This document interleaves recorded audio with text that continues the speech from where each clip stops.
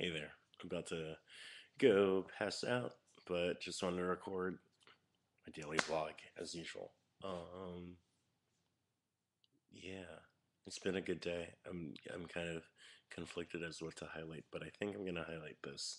Um, so Class X Arts, the nonprofit I work for full time when I'm not moonlighting on stage or off stage. Um, we've been doing a summer program with two partners, Gandhi Brigade and Passion for Learning, and that's been great.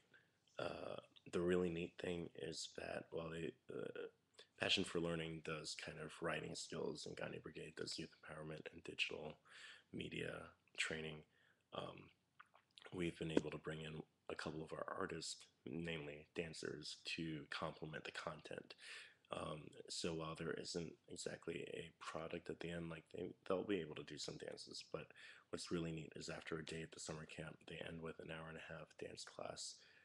And even though they're talking about symmetrical body shapes and asymmetrical and low, medium, high levels, over the past 5 weeks, they've talked about movement in terms of fitness, in terms of culture, dance games and choreography, in terms of team building and community kind of exercises. So that's been kind of neat because looking back, I was diagnosed ADHD, and I think I was just more of a kinesthetic learner, which I didn't get until I got to college. And then I chose to major in dance because I was like, hey, I can focus for the most part, I can pay attention, but memorizing dates and names in history class in seventh grade didn't work so well.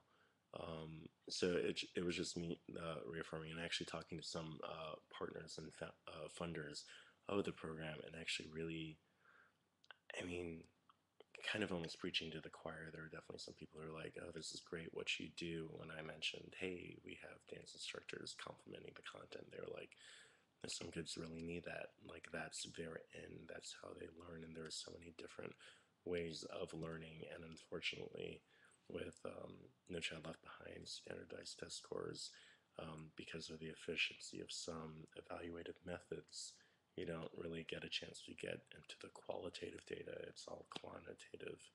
Um, but we can go on about that next time, and I probably will at some point in the future. Anyway, so that was really neat. It was kind of validating as far as the work I do, even though it's more on the administrative side. And it's kind of reassuring knowing that I had a part in bringing this aspect of the program, this dance training and culture to these kids. And just hoping that they grew a little bit from it, because that's all any any arts educator can hope for. So yeah, okay. On that,